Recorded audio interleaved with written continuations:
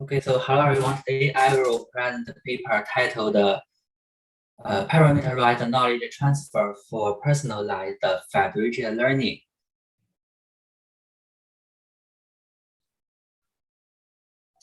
So this paper was published on the 2019, and all the answers are come from the University of the Hong Kong Polytech University and the Hong Kong University School of Science and Technology. So federated learning and efficient paradigm to collaboratively train a shared machine learning model among multiple clients without directly accessing the private data. In classic federated learning, a central server will periodically aggregating the model parameter from the clients to update the global model. However, under the non-IID user data distribution, the trained global model often cannot be generalized well over all the clients. To solve this non-IID issue, previous researcher proposed the personalized federated learning, such as PFEDME and L2SGD and FedMap, and the meta-learning-based personalized Fed-average. However, for these personalized federation learning algorithms, in order to aggregate the parameter from all clients, these client model are required to have the same model architecture and size. So, whereas such constraints will prevent the further application in practical scenarios. In real application, the clients prefer to have the customize the model architecture and the size to adapt the local device capabilities. For example, the local computation capability and the local communication bandwidth and the storage space.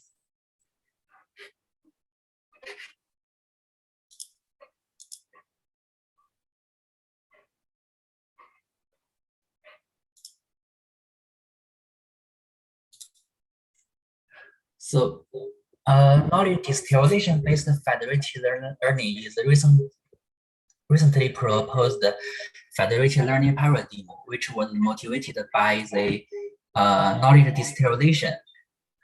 The intuition of this method is knowledge can be transferred from neural network from one neural network to another while exchanging the soft predictions instead of using the whole model parameters. So for example, take a typical knowledge distillation-based algorithm is FedMD. In FedMD, each round, the client first train their unique model using the private data set. Then the client will compute the class scores or the public data set and send the result to a central server. The central server will average all the scores and send the result back to the client.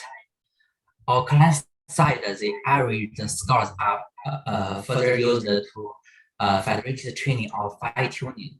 So as you can see, since only the inference scores or the public data set is used in federated distillation-based algorithms, the client model is no longer required to have the same structure and size.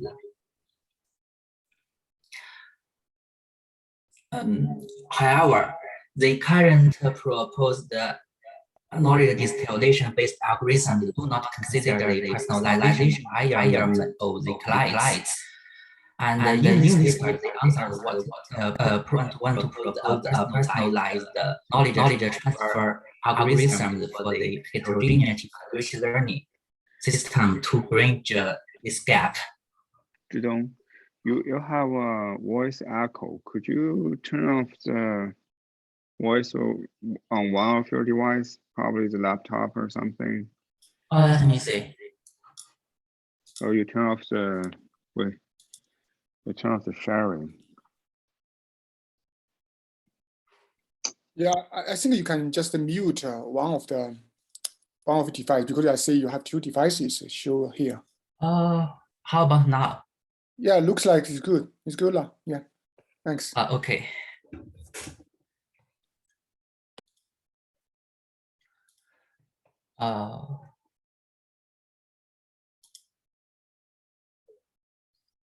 So, okay. So the main idea of their method, so it is to allow each client to maintain a personalized soft prediction at the server side, and such a soft prediction can be updated by a linear combination of all the client's local soft predictions using the knowledge coefficient matrix. So the reason why they doing so is they want to reinforce the collaboration between the clients which have similar local data distributions. So okay, so before we go into deeper to their algorithm details, I will first briefly introduce the overall steps of their proposed algorithms.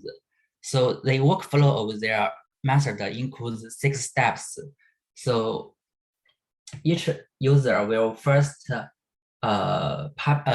train their local model using the private data set, and then after local training complete, the local model will do the inference on the public data set and got the soft predictions.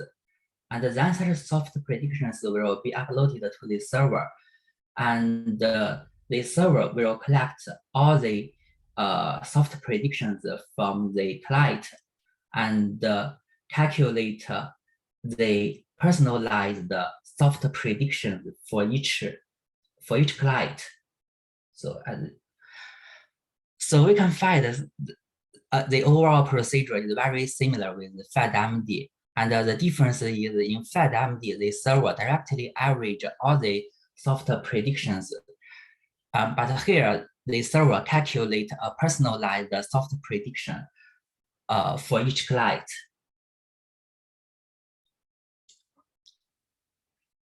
So this is an inference, right? It's not a training stage or inference stage. So okay, so during the training, so within one round, the user will first train the local model. So this is the first step, using the ground truth label to update the local model. So after several iterations, local updating, and the client will do the inference. So all the public data set. So this is the second step. And the inference result is the soft prediction label, soft prediction scores. And these prediction scores will be sent to the server. So all the client will send the prediction score to the server. And the server will aggregate these prediction scores. Okay, I got that. But the question I want to ask is, you know, if you check on this paper, I think someone previously presented in this seminar, they transfer, what is it called? It's called the mask or whatever, right? So it's the mask of the learning model structures. Now, you're trying to exchange the software predictions. I'm not sure exactly what the software prediction, what kind of information is contained there, but yeah. Still, I want to ask this my old question. So for the personalized learning, is it just like everybody doing it in freeway? Whatever information we exchange, we got something back. Then, as long as for the final results, I can get better results. Then I can say, okay, I create a new personalized learning approach. Is that the case? So in their algorithm, they want to design a personalized knowledge transfer method. So this is their first trying. But after this, they try to extend their method to the traditional algorithm, such as the Fed average. So so in fact, in their experiment, they have two algorithms. The first one is they use the soft labels, they inference scores so to transfer the knowledge. And the second one is they use the model parameters, and in the server side, so they also use a linear combination of the client model to create the personalized global model for each client. Okay, So, let me go ahead, Dr. Wu. Yeah, sorry. Yeah. So Zhidong, so here, you mean they in their paper actually they have implemented two versions. The first one is this under this logic transfer framework. Another one is that they want to just follow the standard for the averaging, assuming that you are using a homogeneous model. Yes, and then, right. So does that mean that you mean so in the for the averaging with personalization in their scheme, they assume that they don't directly take the average, but they just create a weighted average for every client?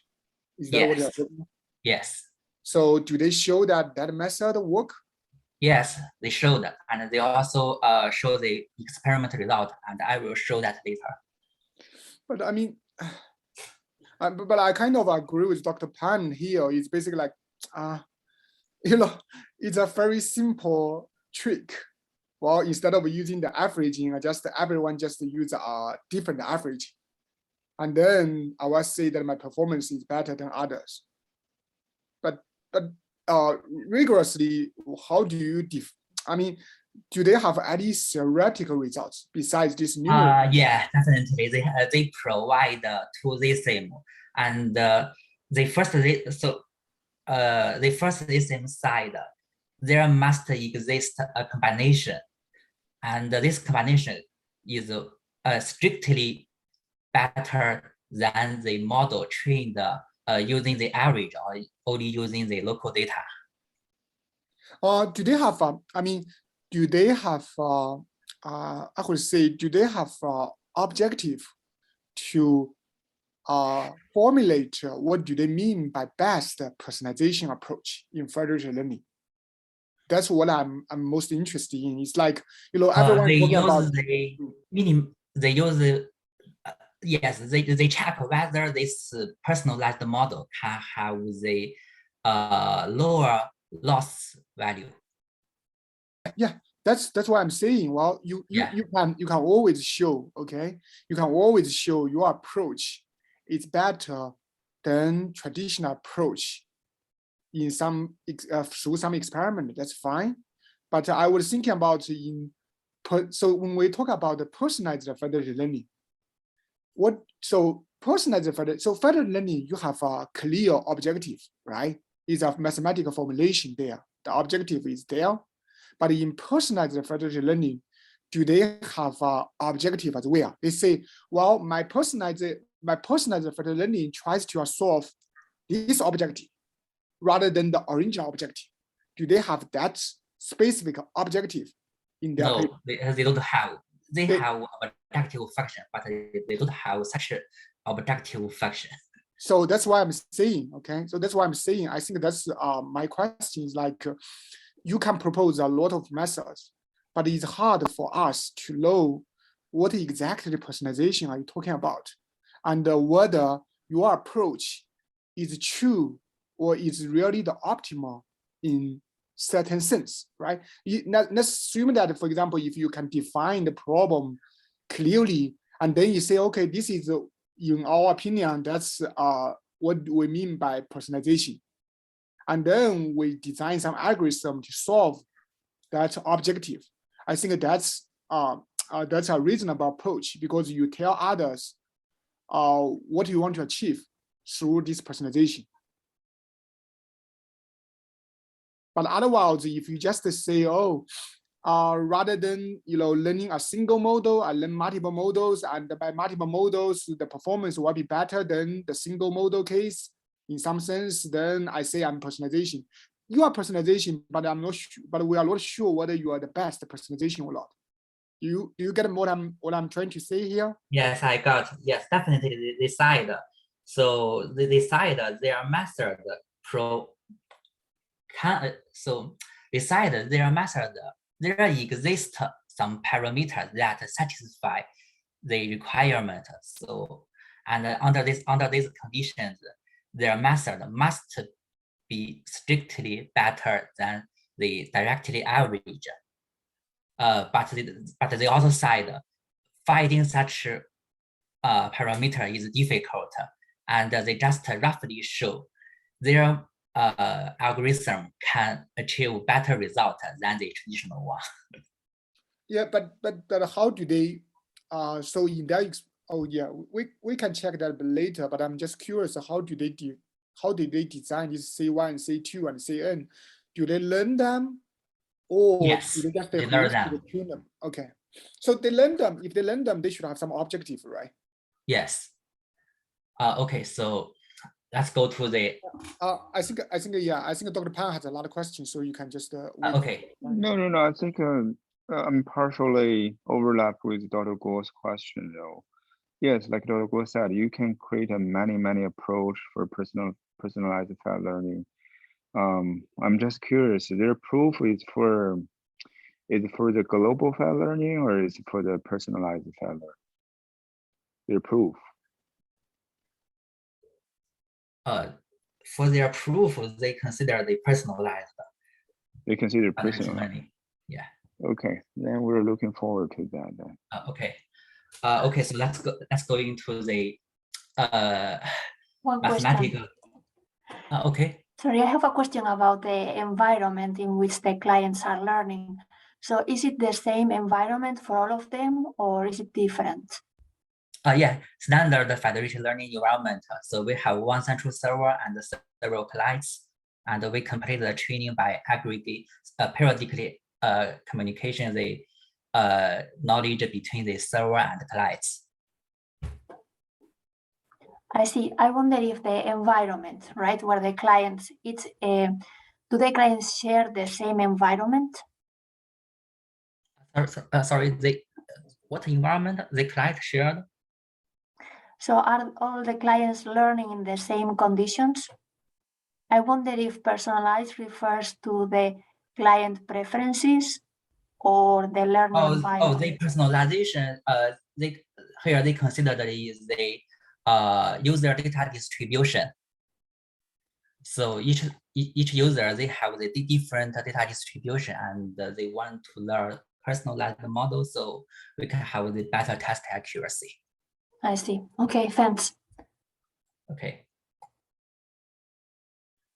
Okay, so now let's go to the mathematical details. So for this federated learning system, we assume there are n clients, and each client n only have the access to his private data set Dn. And in conventional federated learning, and the goal of the learning system is to learn a global model W that minimizes the total empirical loss over the entire data set. While in this paper, the local function is defined as this. So it was composed by two parts. The left term is the, so this is the same as the conventional one. It is the cross entropy loss of the local private data set. And for the right side term, so we first define this as WH hat denote the soft predictions from the client n, and X denote the a data sample from the public data set. And here this CMN, so it is the knowledge coefficient, and it was used to estimate the contribution from client M to client N. So we can find the large CMN implies more contribution from client M to client N. And using this design, so this term can allow each client to build his own personalized aggregate knowledge in the server. And if we have the larger knowledge coefficient set here, and we can enhance the collaboration effect between these two clients. So if we define, So yeah. So if you define the local loss function of a client in this way, so what's your global objective function? yeah, So here you say no. Yeah, I mean here you should have so you have the traditional global objective function like this, right? And now you define local one. I assume that the global one is just a sum over what n? Or what's the global not objective? only Right? this, we also have additional regularization term besides this sum. Yeah, so that's what I'm saying. Okay, so that's why I'm curious. So now you mean that you are going to using this personalized local loss function, you will have a very different objective, Yes. and then your objective and their objective are different. If your two algorithms they are different, they have different objectives, then so what exactly do you want to compare? Are you compare based on this objective in the testing, or are you compared based on this objective in testing? So what is the testing objective? I'm saying, this is their optimization objective, right? They are trying to optimize this objective, trying to get a model that can minimize something, right? But it looks like, because they are using different objectives, how do you combine? So How do you compare them? lost the training loss, something like that. Oh, this is already the training loss, right? This is already training loss. This one is also the training loss. Yes. But how about the testing? The testing, you have some about testing. For the testing, they compare the test accuracy. Yeah, test accuracy. How do you represent the test accuracy? Let's say if you assume that test accuracy is the same as test loss, and then how do you formulate this test loss under their experimentation? Are you using the similar like this one, for example? I'm tired to not get your idea, but in their experiment, they measure, so each client, so they have a local training data set and local testing data set. And after the training is complete, they measure the local models test accuracy or local test data, and they report the average test accuracy. So when did they report the average, do they consider this coefficient? Because different client, they have different number of data, right? And testing data should be also, I assume that testing data set is also different, right? Do they consider this one? Do they consider this weighted averaging? I think there is no weighted average. What they did, what they have done is, so for each client we have several test examples, and we are measuring the how many example is corrected is classified correct or wrong, and send them to the cloud. To the server, and the server will aggregate all the classification result and report the test accuracy among them. So we are not average all the accuracy. We are average over all the classification result. Oh, so you mean that so in that way they are actually they are actually using this weighted averaging, right? Because Yes. So you mean that each device, they will assume that they have different, their testing data set have different number of samples. So each of them, they will just find out which sample has been correctly inferred. So they gave this total number to the cloud. The cloud will sum them together and divided by the total number of testing samples, right, across all the devices. Yes. So then they're effective. They're using this one.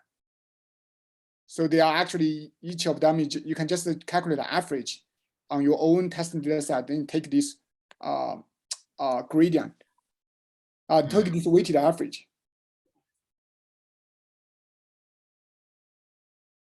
So under that case, they found, then in this case, what they are trying to do, you mean that what they are trying to really optimize is this one. Is that what they are doing here? For example, here, you just add an n here and you add a superscript on top of n w. So they are doing this because they are trying to minimize this loss, right? Assuming that the training loss and testing loss, they are the same, then you can say they are actually doing this. Each of them, they will have a wn, and then you will calculate their testing accuracy, ln, then average by the dn divided by d. Yes. Okay. I almost got your idea. Yes. If according to their experiment result, yes, they only report the performance or this loss, not the global loss they mentioned in their paper. Yes. So these two laws are different. So yeah, so in this case, what they are trying to, so in this case, I think that none of them actually are directly minimizing the true testing objective. They are actually, I'm not sure whether, maybe we cannot directly formulate the way in this way. Otherwise, if we directly saying this, that the optimization problem is decoupled across n, so there's low interaction. But they should maybe they will enforce some kind of just like this additional term somewhere, and trying to say, well, by minimizing this objective, I will be able to minimize this objective. This is more like a proxy. I cannot directly minimize this one, but I can optimize this one in order to approximately minimize the original testing objective. Yes. There are theoretical analysis results show. Yes, they use this above loss, not the below one. Okay. We'll see the theoretical results later. Okay. So let's continue. So if we define this capital C, so which is a n by n matrix as the knowledge coefficient matrix, and the overall objective function can be formulated as this. So and here, so this W is the concatenated vector of all weights, and here this one is the identity matrix, and here this identity matrix its element all equals to 0. So this is different from our from the diagonal matrix or the that we're familiar with. So okay, so let us check this objective function. The first term is just a weighted summation of all the local loss functions, while the second term, so it is a regularization term, and the answer side, this regularization term can ensure the generalization capability of the whole learning system. Without this regularization term, a client with a complete different data distribution tend to set a large value of the knowledge coefficient. And in this case, there is no collaboration will be conducted during the training. And if we fix this C equals to 1 over n here, and we can find this term will go to 0, and definitely and we can find now this algorithm will degrade to the traditional FedMD. So to solve this objective function, so directly solving this objective function is impractical. So the answer designs an alternating optimization approach to solve this. And in each round, we will fix the W and C by turns and optimize the unfixed one following an alternating way until the convergence point is reached.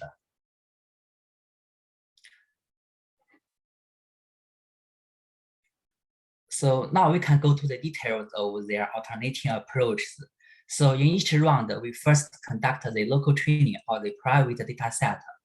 So this is the standard stochastic gradient descent algorithm. After this local SGD local SGD stage, we will use the personalized soft predictions and knowledge coefficient from the server to transfer the knowledge from the other clients to the local model.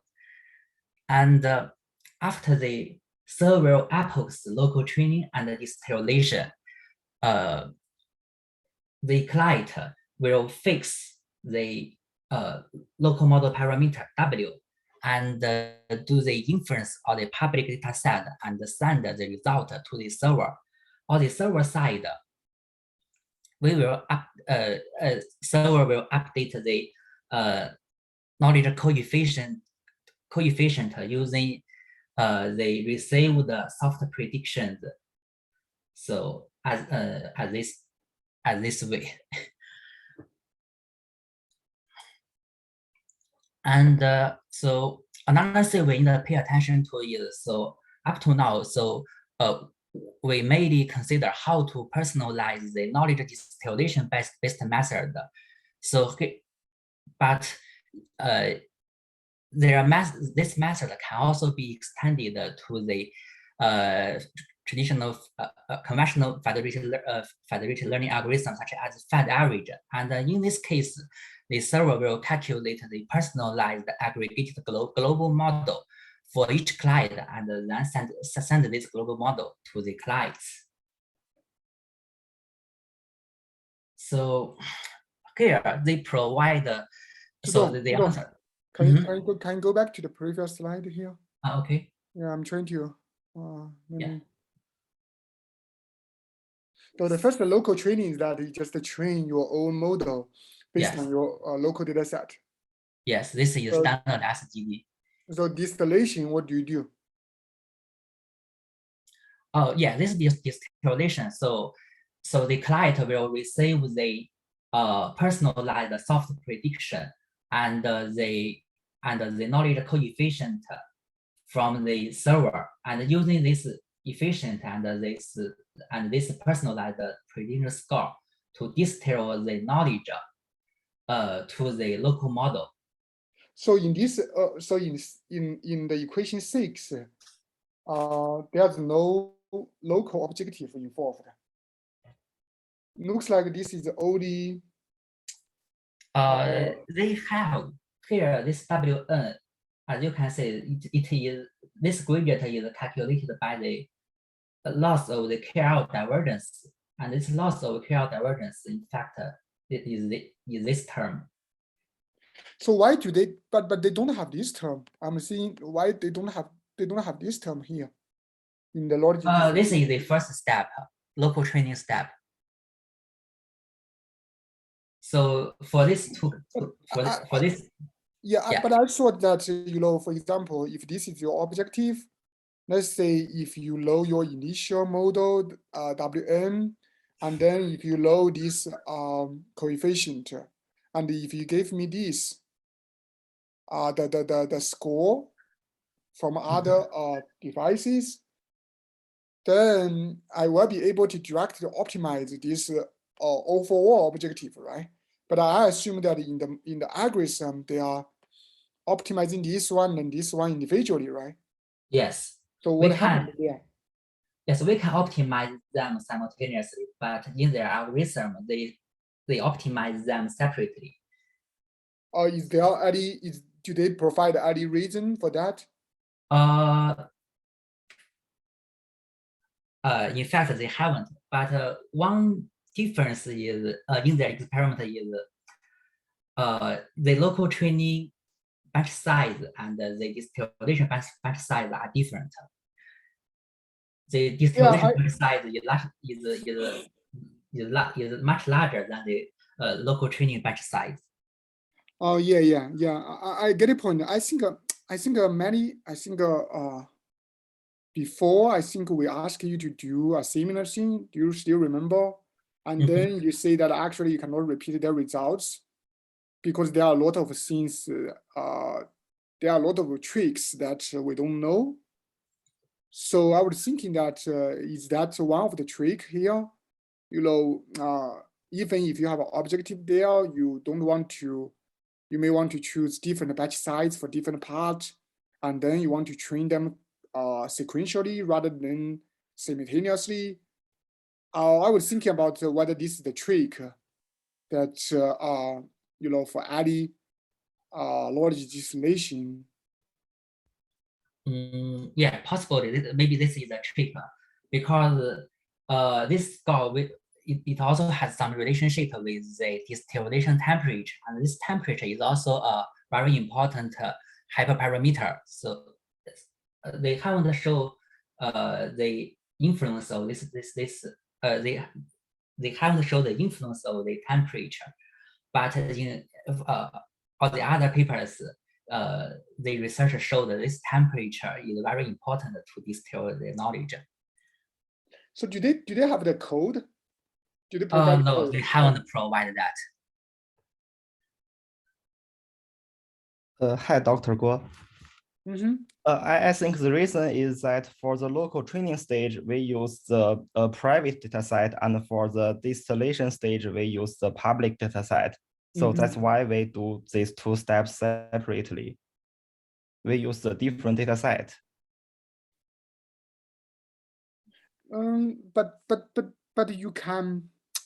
But you can still, you know, if you see their objective. Zhidong, can you go to the previous slide?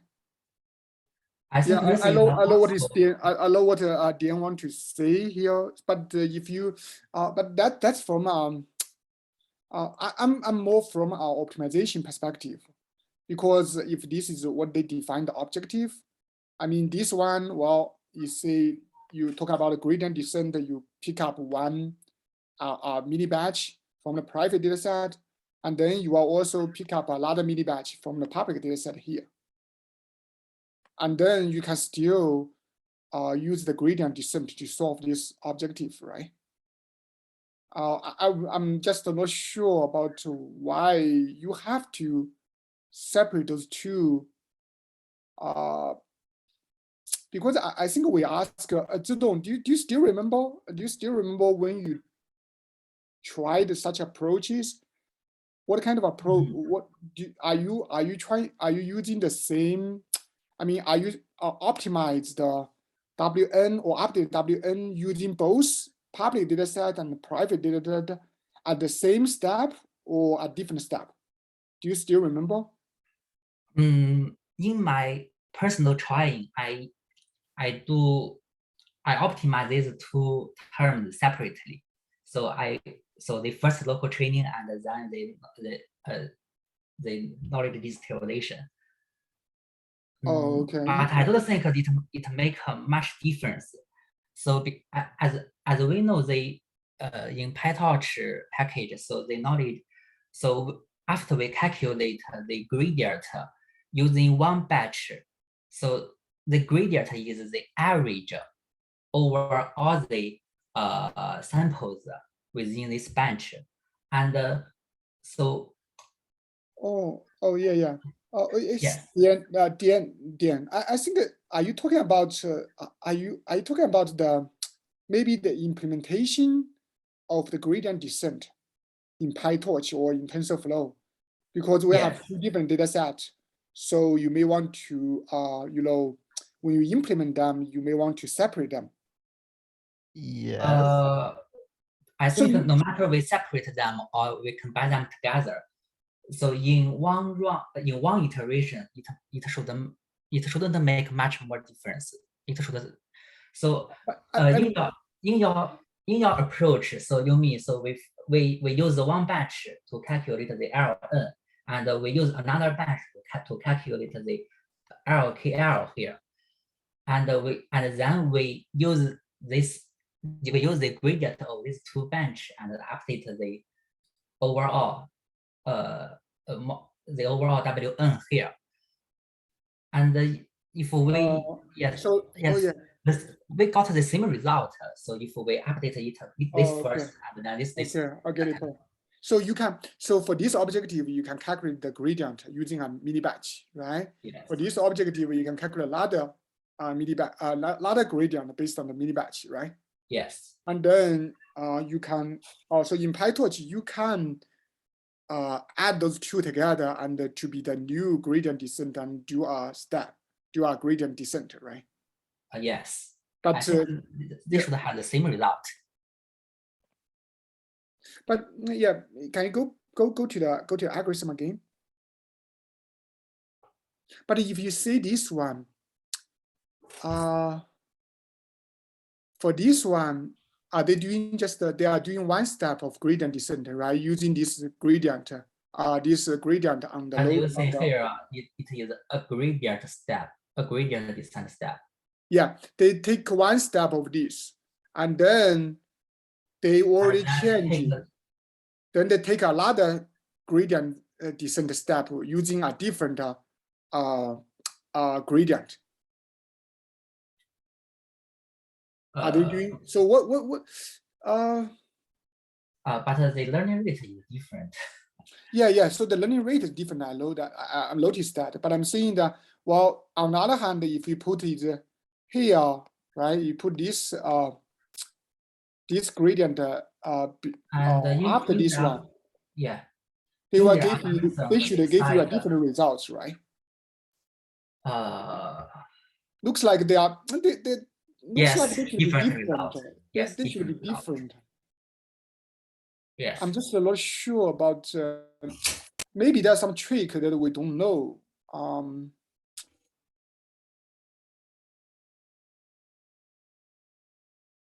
But since they don't provide the code, it's not that easy for us to figure out how. But how about other papers? Zhidong, I think this one is those two objective term, add them together. Is not a very actually very common, right? And so how about other papers? Are they minimized, or are they separate two steps as well, or they are in conventional FedMD, yes, they separate them. So in the convention of the classic FedMD, they already separate them. Yes. In fact, in FedMD, I remember, so the local training and the local training, they will do several steps and then they will do the distillation. Not the local training and distillation and the turbine. Okay, I get your point. Okay. Hi, Zhidong. I think in this paper, they still do several local training steps and one distillation step, if I remember correctly, since I have read this paper several weeks ago. In their experiment, yes, they decide the distillation step is set as 1. Yes. This is their experiment setting. I think in the algorithm part, they haven't mentioned required the distillation step should be the 1. Yeah. Okay. So. Okay. Yeah. I think that's not that important, because it's more like a tuning. You want to do how many steps. That's when you do the experiment, you can try different kind of method. So another question that I have is, for example, for the equation 6, how do you calculate this gradient function here? This gradient function, I know it's easy. But how about this gradient function? How do you calculate this one? How? Because this one, you don't have an explicit form. You don't have an explicit form for S, right? S is more like a score function, right? You are not a closed form function. So how do you calculate the gradient? They should have this S. So this S is calculated based on this WM and this psi R. Psi R, this is the mini batch or the public data set, and this W is the local model parameters. So this S, in fact, this is the inference score. Inference score should it should have the it has the explicit format of this of the formula, so we can directly calculate the gradient using the back propagation. Are you meaning? Yeah. I get the point. Yeah. Let me think about. I still remember. I remember. Maybe that's too long ago. That's. I think we are trying to implement this, right? But so are you trying to minimize the loss? But this loss maybe it was composed by the two part or several part. So, no. I think it's not a scalar, it's a vector. Oh yeah. You're right. Yeah. That's what I'm right to say here. Yeah. Okay. I think this one is a factor, right? This one was a factor. Yes. I mean, this one is I remember that you met the difficulty, right? Because this one of them they are factor, and it's no longer like directly like a scalar, right? These two S, they are the vectors, but the KL divergence between these two vectors is a scalar. Yeah. That I understand that. And yes, so in PyTorch or the TensorFlow, so if you want to minimize, so they in default we can only minimize scalar function, but this is the default version. If you check the PyTorch document, they provide the APIs that can minimize multiple loss. So, for example, if your loss now is composed by a vector, and you can also minimize it, but at that time you need a special design for the code. Yeah. I think that should be on way, but I kind of I forgot about what kind of difficulty we met before when you first tried. But have we tried such method successfully before? I think until now. I remember for FedMD I successed. Okay. You just cannot repeat the other method, right? I remember it's FedDF. I forgot the name of that method. Yeah. Okay, that's fine. Yeah. Just continue. Yeah. Okay, so now we can go to their theoretical analysis.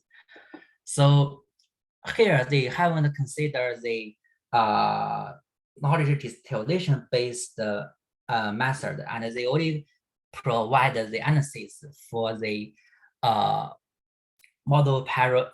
So they consider their extension to the Fed average. So they showed if their method extended to Fed average, those conventional method, and they have the following two theorems.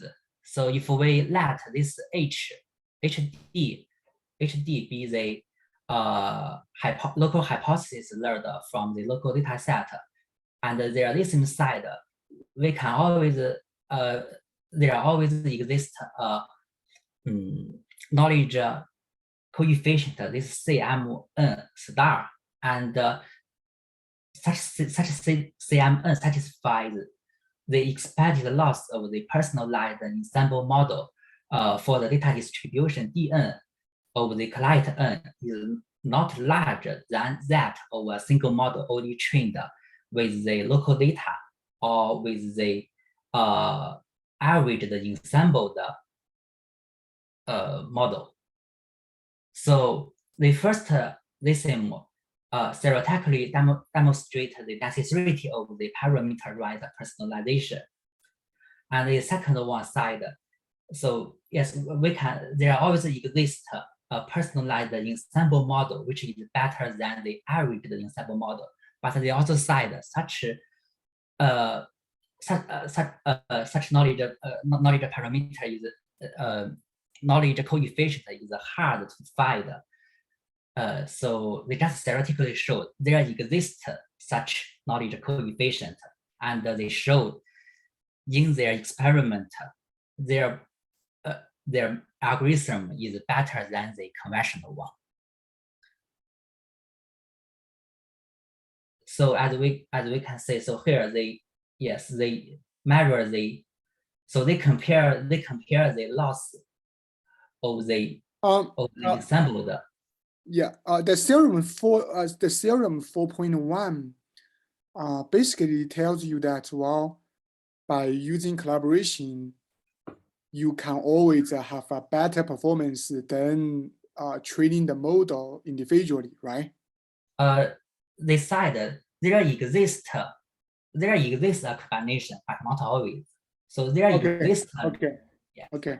But how about, but how about the remark 4.1? Yeah, for the lesson 4.1, they said there exists a combination that is always better than the model trained only from the local data set. And the remark 4.1 is said there always exists a personalized ensemble model that is better than the average ensemble model. So so the above one they compared with the model learned from the only from the local data, and the bottom one they compared with the average ensemble model. Well, I mean, looks like to me, this is more like those are the fake claim. Why? Because if you say this one, okay, if you say this one, if we just say you choose it to be, for example, 0, 0, 0, 1, of course, this one will be the same as this one. Then, because you can choose CMN star to be an actual value between 0 and 1, definitely you can choose one of them that will be less than or equal to, because this one is a special case. The right-hand side is a special case of the left-hand side. Then, of course, this inequality can be guaranteed. I mean, this is not that difficult to see to make. So, I mean, this claim is you don't really need to. You are right. You don't need to really need to go through some detailed proof. You can just use the high school math to come up with this. And similarly here, the right-hand side is a special case of left-hand side. Let C equals 1 over n. Yes, we will got the equal. But I mean, the more interesting one maybe is this term. Okay, more interesting one maybe is this term, saying that, well, there exists some problem where the personalized model is strictly better. I mean, this one maybe, I'm not sure, how do they prove this? I mean, this one, this part, that's what I'm want to figure out. I mean, this part is, this is less than or equal to, that's what I'm saying. This is intuitive, there's no trick here. But I mean, this one strictly less, do they have, how do they come up with this guarantee? Come up with this strictly less? Because strictly less is very different from the less than or equal to. Okay, so yeah, this is a problem, but I haven't check this to this and in they- details, so I can check it later. Do they So, have a they provide. do they have a theoretical proof? I mean, Yes, they provide a theoretical proof. but do they, so in the theoretical proof, that's what I'm asking, in the theoretical proof, do they make assumptions? For example, do they assume that, maybe different devices, they are long ID distribution, you know? Yes, they made such a assumption, and I remember there are also some continuity and something like that. Okay, okay. So they have some kind of, I think they should have some, so maybe they have some assumptions like the convergence analysis. That's kind of assumption. We assume that it's a smoothness, long ID distribution with some kind of a bound or things like that. Yes, they have. So if you are interested for this part, I can check them later and. I think you should check that. I was trying to, you know, I don't want to know the details, but I think it's better to understand under which conditions can they prove this. I just want to know the conditions there, because it looks like I don't think you know, because if it's IID, let's say if it's IID, then you cannot say that you can find C1, C2, C3, things like that, which is strictly less, right? If it's IID, then perhaps you cannot prove this. So I assume that they may need to make an assumption saying that this must be long ID, and this long ID cannot be IID, cannot be reduced to IID.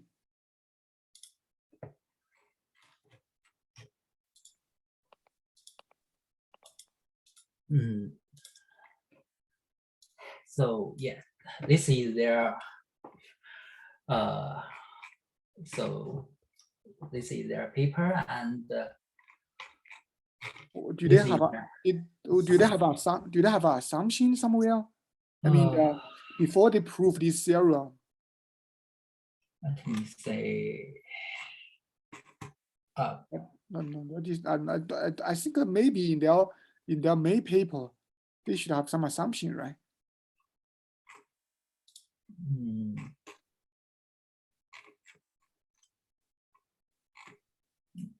This is where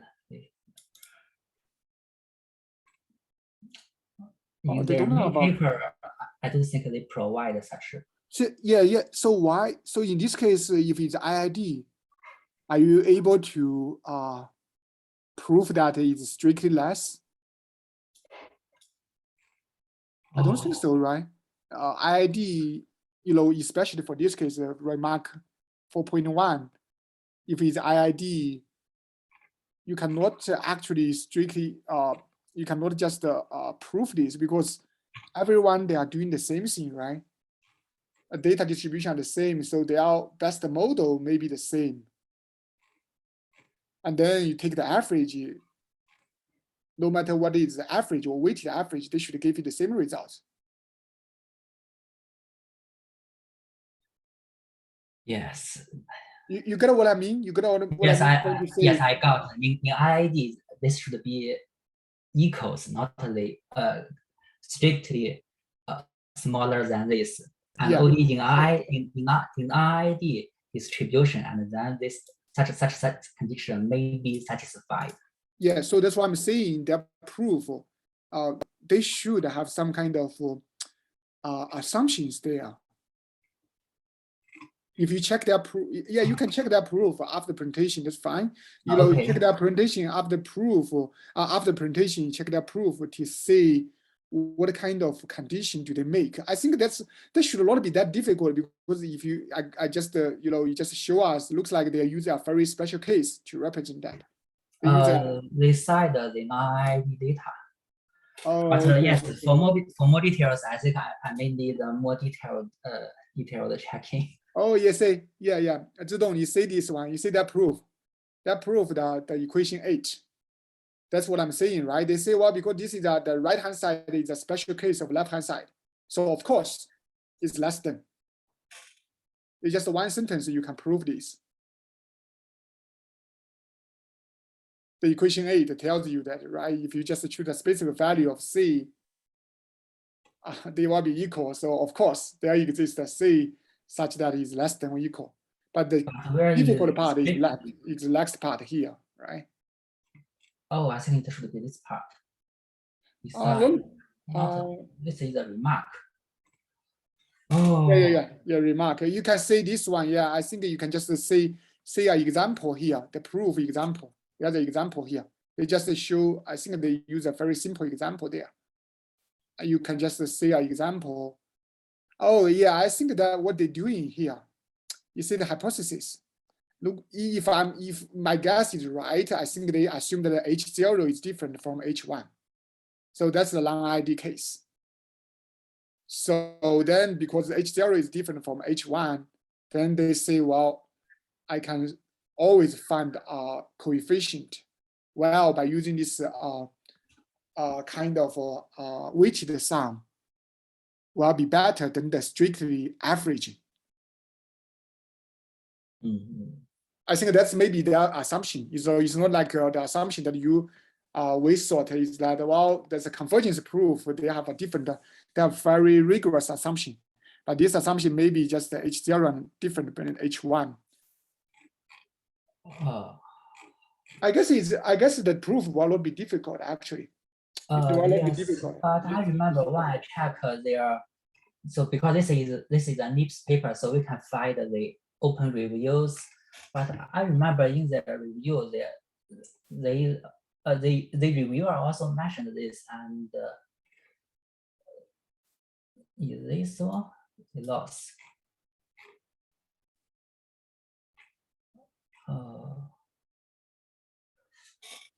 Let me check it afterwards. I remember they in their review part, the reviewer side see some similar questions.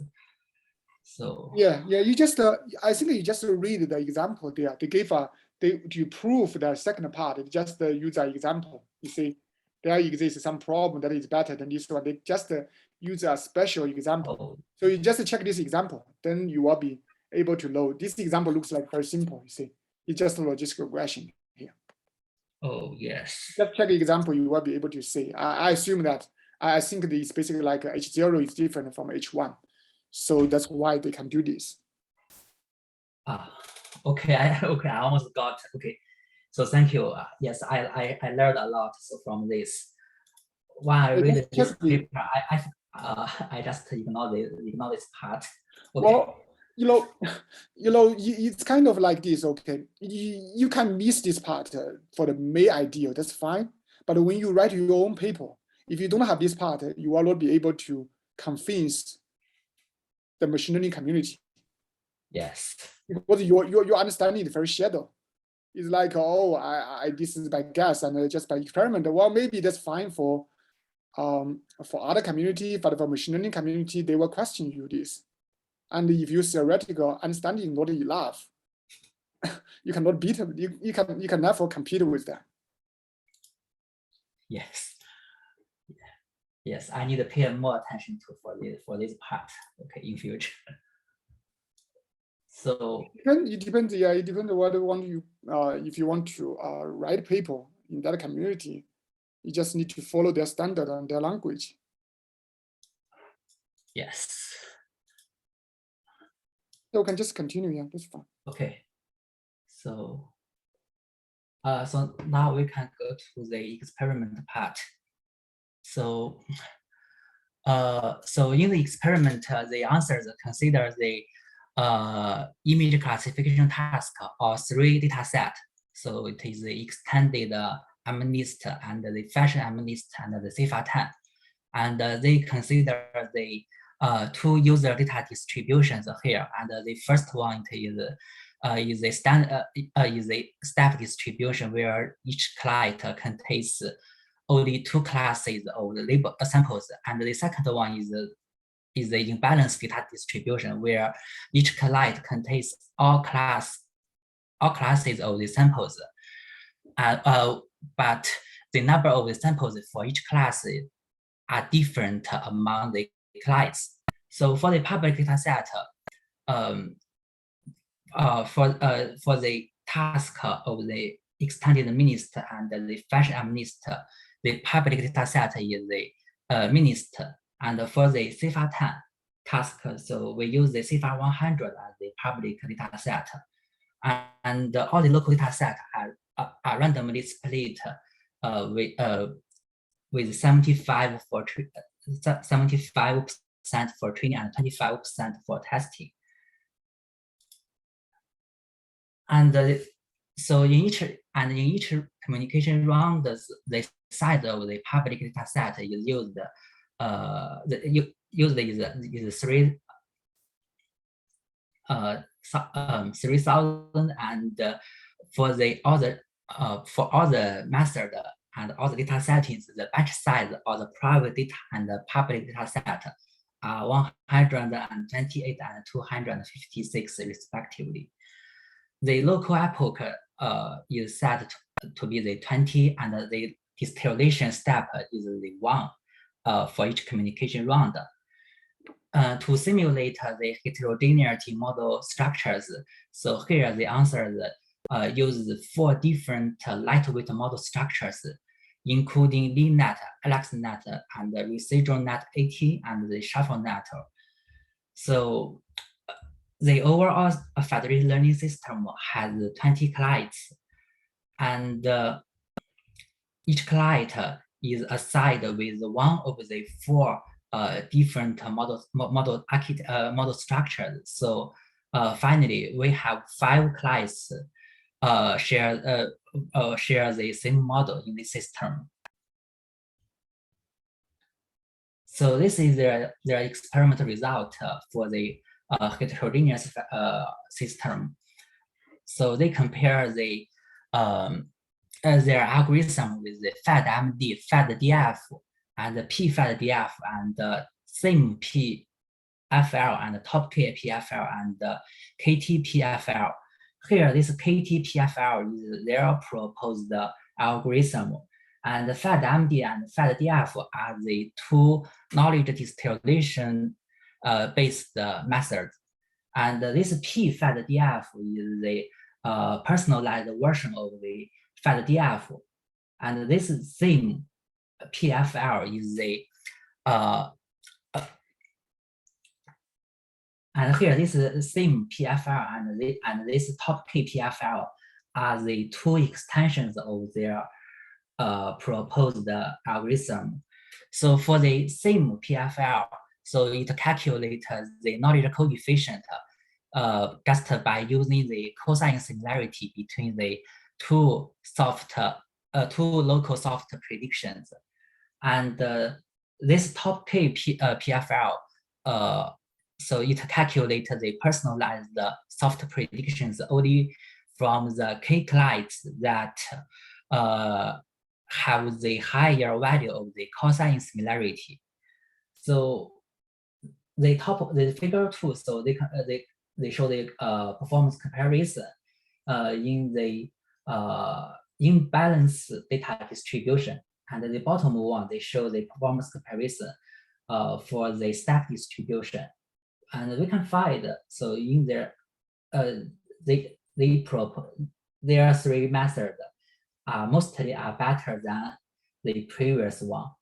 So for these 3 data set and for these 2 distribution setting.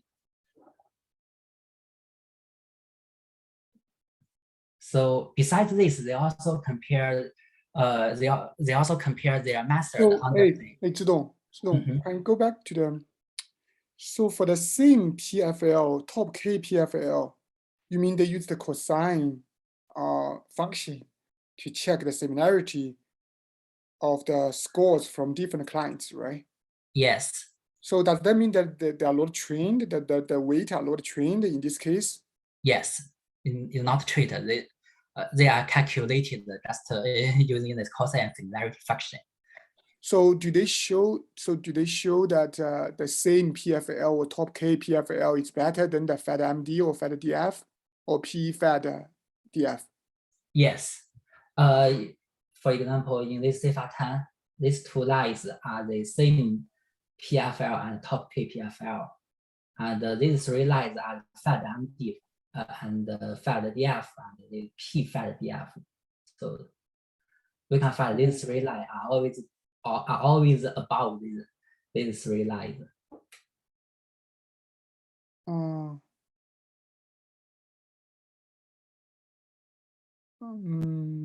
Okay, I see. But how? So for this average testing accuracy, the y-axis average testing accuracy is actually taking the weighted averaging, right? In the test. Yes. It's not direct averaging. According to their description, yes, it is. Okay. Okay. All right. Okay. Thanks. Okay. So besides the heterogeneity federated learning system, they also consider the homogeneous federated learning system. So here, each client has a unique CNN model. So they have the same model structure and size. And for this algorithm,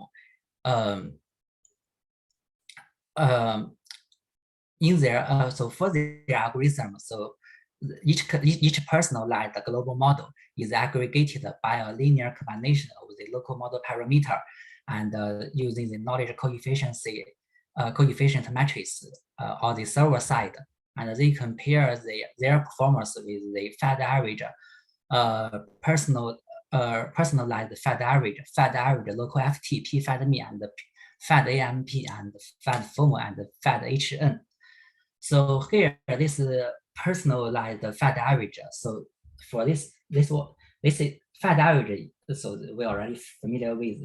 So this personalized Fed average is a meta-learning based federated average. And for this Fed average local FT, I haven't checked this detail, and they also haven't introduced this one. This P Fed me and Fed AMP and the Fed FOMO and Fed HN, these are the regularization-based method. So for these methods, they add the regularization term to the local or to the objective function. So they want, and so we can find from the experiment their performance. So this is the KTPFL, this purple line. So in most cases, this purple line is above all the other seven lines. So their performance is better than the others. So why in this figure, why don't they show the same in the previous the previous one, the same PFL and the top PFL. Yeah. Is because they are not applicable, or they just miss it? I think they are still applicable, right? Yes, I think still applicable, because the homogeneous is just a special case of the heterogeneous. So I think these should be applicable. Yeah, I think we are just missing this part. Yes. But they have more. You mean they have more baselines from other papers to compare? Yes. In this case. Yes. But do they provide, for example, because there are so many baselines, right? So do they provide experimental settings, saying that, well, how do they tune each method using, for example, learning rate and a lot of yes, they use the same learning rate and the batch size. Yes, for all the method and all the settings, they use the same batch size. But how about the local epoch, those kind of things? Are they using the same? Because different method, and also if you check their those kind of baselines, they may have different set of hyperparameters. Yes. And then well, even if you choose the same learning rate, does not mean anything because you only choose one single same learning rate, and you can choose the one that is best for you, but not good for others. Then your method is always the best.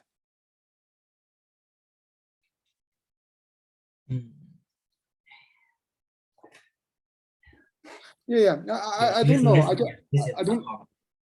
Yeah, I don't know. Maybe it's basically like I think maybe there does the open field review there someone else also have the similar questions like the failures of a comparison. I mean, because I don't know how do they do this. I mean, there must be some standard that is commonly agreed in their community, so that we can learn, and then if we want to follow, we can use the right approach. That's what I'm curious about. How do they do the experiment, the comparison, if you have so many different baselines? Okay, yes, this is a problem. Okay, so that's okay, yes. So for this problem, let me check it afterwards because I haven't checked this details. So during the reading and during the prepared. Yeah, that's fine. That's fine. But I mean that I think you actually report such kind of problem to us before, right? You say, well, I have asked you to compare different approaches, and then you just say, well, it's difficult to compare because for each one you have to tune it, right? Maybe some baseline is better than your approach, but maybe that's because your tuning range is not enough, things like that, right? Yes. But then what can you do? You can only learn from other papers. How do they do that, right? If there are if there are some common standard that everyone follow, or they don't have question, if you use that approach, even if that approach is not the best one, but at least you are using their common practice, right? Yes. Yes, let me check them afterwards. Okay. Okay. Okay, so that's all my today's presentation. I have a small question here about your objective function. Yes. You mean the regularization term? You mean without the regularization term, the client will tend to set a large value of the knowledge coefficient. It can be observed by experiment, or we can see from the formula. Okay, so good. This is a very good question. So when I read this paper, I also cannot understand why the answer side, yes, without this regularization term, and the client with a completely different data distribution will tend to set large values of the knowledge coefficient, and they said this knowledge coefficient will tend to be 1. And in this case, no collaborations will be conducted during the training. In this case, but in my personal understanding, I think so. This one should be smaller. Should be small, because we can find from this part during the optimization of this C. If this S has a totally different data distribution with all the others, and then this loss will be the loss of, so the loss of this two will be tend to go to the 0, and if we calculate the gradient over this C, and this time this gradient should have the meaningless means. So but in their experiment, but they said, I think this is come from some experiment observe or something else. So they said that this during the training. So this C will go to will be set to be large, and it will go to the 1 during the training. Oh, okay, thank you. I think this is a good question. Actually, I think it's as Zhidong said, I think it's related to the tuning here. If you go to the can you go to the previous slide here? So it really depends on the lambda here. You see the lambda, you have a lambda here. So if lambda is large, then when you minimize this objective, maybe you only care about this term. If you care about this term, of course, the best one is equal to 0. How do you become equal to 0? You just choose C to be 0, 0, 0, 1. Only by yourself, we CMM or CNN equal to 1, all others become 0. Then this term will be become 0. Oh. Then when you train it, yes. right? When you train it, actually, well, maybe they'll C will always, will easily find that this C will be just 0, 0, 1, like that. Yes, what they decided is C. Yeah. Yes.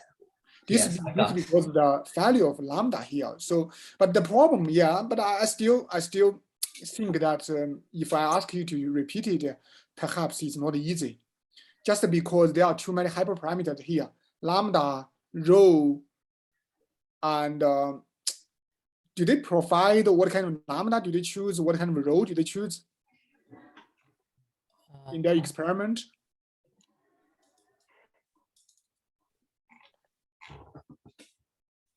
Because it looks like this is the key, actually. I think before. I think they provide, because I haven't shown their experiment result here, because they also compare the effect of the different row, different step, and different public size. Yes. So yes, for this row, yes, we can. For example, it's a row, right? Where is the lambda? I think lambda. I remember that I kind of forgot about that. I remember that when we ask you to implement this model distillation, then lambda is the most difficult. That's a key hyperparameter that you need to tune.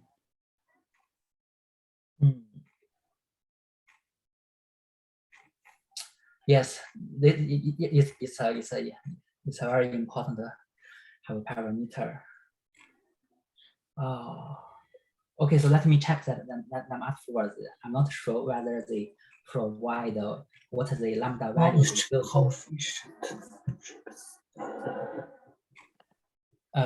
Yeah, I'm not sure whether what kind of lambda they use in their experiment.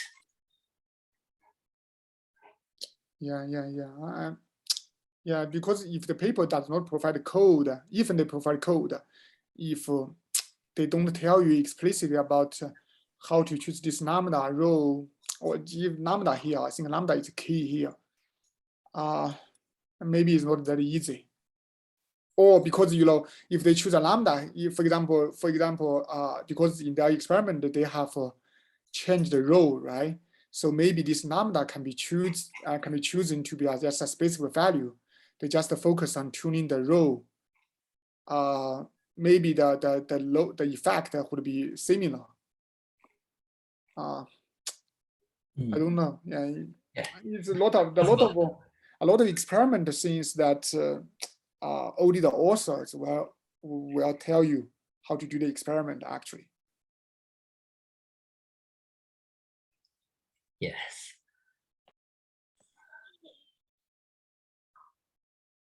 Yeah. Oh, yeah. They said the hyperparameter is set as 1. Yeah. So that's why I'm saying, I guess the lambda they just choose to be 1, then they focus on tuning the rho there. I think this lambda shouldn't make much difference, because the learning rate also can be tuned to so yeah, to adjust this lambda. Yeah. Because they separate. learning rate. I get the point. Yeah, they separate. They use two different learning rate. One is Yes. the original loss function. Another one is the divergence, KL divergence for the distillation. Yes. Yeah, at least I think that's at least they provide very detailed. But I still don't, but you can. I think at least you should carefully check their experiments there to see how to do the experiment so that you can finish the review. Yeah. Okay. Yeah, otherwise, I will check them carefully. Yeah, I think that's very, very important in their community. Maybe in Infocom community or Mobisys community, that's not that important because we have a different culture. But in their community, looks like they really care about the experiments there. Yes. Okay. Yeah, thanks. That's a good presentation.